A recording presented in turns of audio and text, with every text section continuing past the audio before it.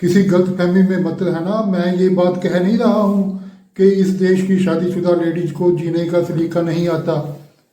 मैं कौन होता हूं ऐसा कहने वाला? मैं ऐसा क्यों कहूंगा? अरे आपने वो मुहावरा नहीं सुना, आ बैल मुझे मार? तो मैं ऐसा क्यों कहूंगा? बल्कि मैं तो ये पूछ रहा हूं, क्या इस देश की शादीशुदा लेडीज को जीने का सलीका नहीं आता? आपने इतना बड़ा क्वेश्चन मार्क मैंने पीछे लगाया, वो नहीं देखा आपने? अब एक सवाल तो उठेगा, ये जीने का सलीका क्या है, कैसे जज करें, जीने का सलीका आता है या नहीं आता? हाँ, ये ठीक बात है। मैं आपको ये अवश्य बताऊंगा, एक फार्मूला बताऊंगा जिससे इस देश की लेडीज अपने आप को चेक कर सकती हैं कि क्या उन्हें जीने का सलीका आता है या नहीं आता। चलो उस फार्मूले की बात करते हैं। फार्मूला ये है, जिस लेडी को परमात्मा ने, कुदरत ने ठीक ठाक सेहत दी है, उसे एक पति दिया है, कोई ऐसा नहीं कोई देवता पति दिया है, आम सा पति दिया है जैसे आम पति होते हैं, एक परिवार दिया है, बच्चे दिए हैं, और घर में किसी को कोई सीरियस बीमारी नहीं है, कोई बहुत बड़ा दुख नहीं है, तो समझो परमात्मा ने, कुदरत ने उस लेडी को 100 नंबर दिए हैं। अब देखना यह है कि परमात्मा के दिए हुए इन 100 नंबरों को कितनी लेडीज ने कायम रखा है। उसके लिए मैं जीवन से रिलेटेड 4 सवाल पूछूंगा। प्रत्येक सवाल 25 नंबर का होगा। अब देखते हैं, आगे जाकर देखते हैं कि क्या रिजल्ट निकलता है।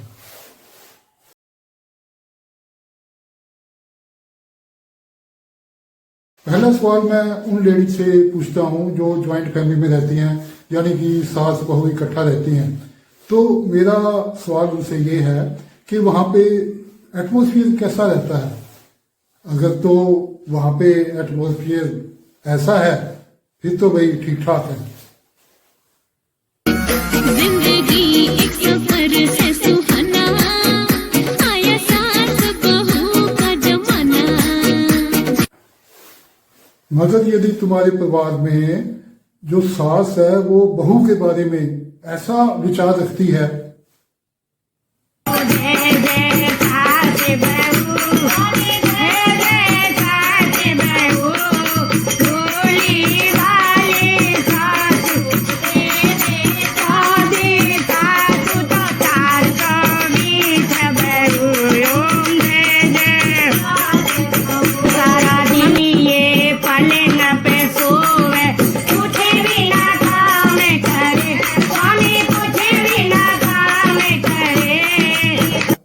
दूसरी तरफ अगर तुम्हारे परिवार में जो बहू है वो सास के बारे में इतने नेक, इतने पवित्र ख्याल रखती है, तो सोचने वाली बात है।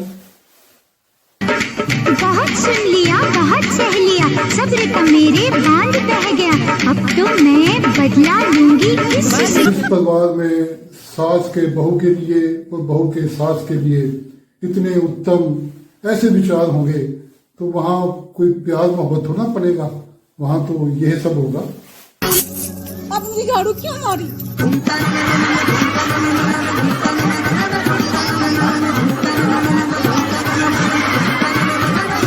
तो अगर ऐसा एटमॉस्फेयर है तुम्हारे परिवार में, तो सास को चाहिए जो परमात्मा ने उसे 100 नंबर दिए हैं उसमें से 25 नंबर काट ले।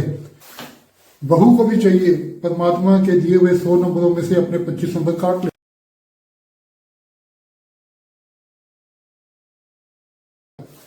परमात्मा ने ये जो तुम्हें जीवन दिया है, क्या तुम इसमें खुश नहीं हो? क्या इससे संतुष्ट नहीं हो? वैसे तो दुनिया में एक से एक अमीर पड़े हैं, एक से एक पैसे वाले पड़े हैं, ना जाने कितनी शान शौकत की चीजें हैं दुनिया में। मगर मैं पहले आपको वो एक दीवार फिल्म का एक फेमस डायलॉग सुनाता हूं, जब अमिताभ बच्चन शशि कपूर से पूछता है, मेरे पास बिल्डिंगें हैं, प्रॉपर्टी है, बैंक बैलेंस है, बंगला है, गाड़ी है, क्या है तुम्हारे पास? और शशि कपूर पूरे कॉन्फिडेंस से, बड़े तसल्ली से इसका जवाब देता है, मेरे पास मां है। तो यदि शशि कपूर के जवाब की तरह तुम्हारे पास भी एक सेटिस्फैक्टरी जवाब है कि हमारे पास हो सकता है बहुत कुछ ना हो, लेकिन हमारे पास परिवार है, बच्चे हैं, सुख शांति है, यही सब कुछ है, फिर तो है ठीक।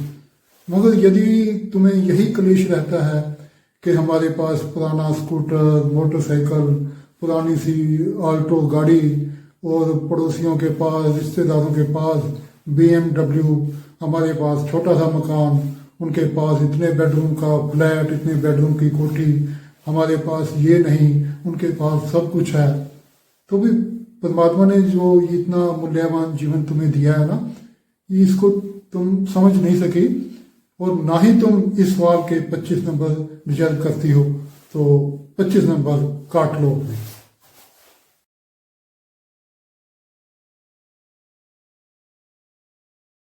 जीवन को देखने के दो नजरिए हैं।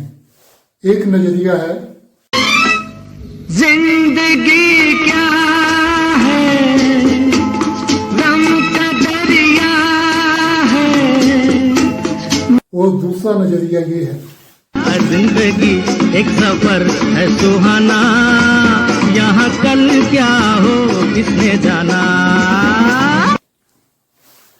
अब मैं लेडीज से सवाल पूछता हूँ, कौन सा नजरिया है इनमें से तुम्हारा दुनिया को देखने का, जीवन को देखने का?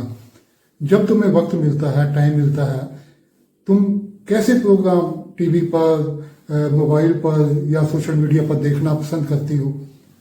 क्या एंटरटेनिंग प्रोग्राम देखती हो, ये या फिर वही सास बहू के किस्से, सास बहू की वो क्लेश वाली कहानियां, लुट गए, बर्बाद हो गए, मारे गए, या बच्चों पे जुल्म, बलात्कार, औरतों पर अत्याचार, इन्हीं में जो बचता है, टाइम मिलता है, इन्हीं पे अपना टाइम व्यतीत करती हो?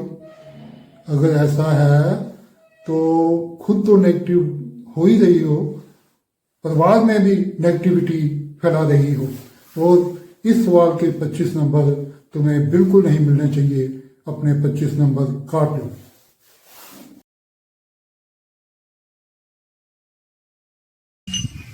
बाबा आराम से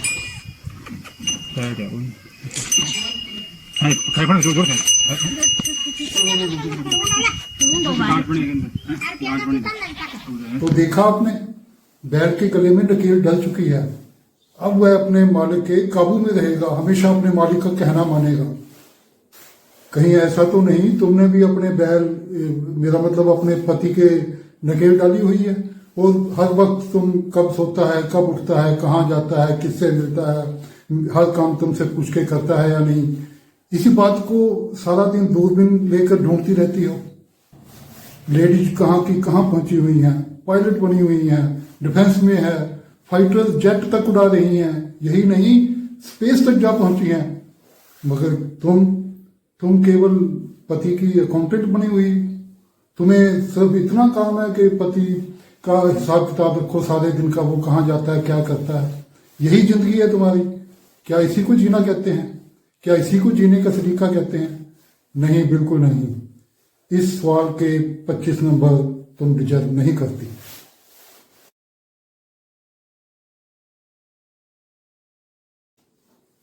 नतीजा अब आपके सामने है, जज करो अपने आप को। परमात्मा ने तो आपको अच्छा जीवन दिया था, 100 नंबर दिए थे, अब कितने नंबर बचे हैं आपके पास?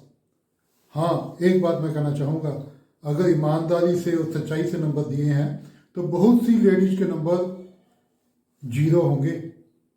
बाकी ये आपकी इच्छा है, इच्छा नहीं बल्कि राइट है, डेमोक्रेटिक राइट है, आपने जीवन कैसे काटना है। आप हंस खेल कर खुशी से भी अपना जीवन काट सकते हैं, और अगर आपकी अगर इच्छा है तो रो पीट कर भी अपना जीवन व्यतीत कर सकते हैं। ये आपका राइट है, इसमें कोई दखल नहीं दे सकता। वीडियो देखने के लिए धन्यवाद।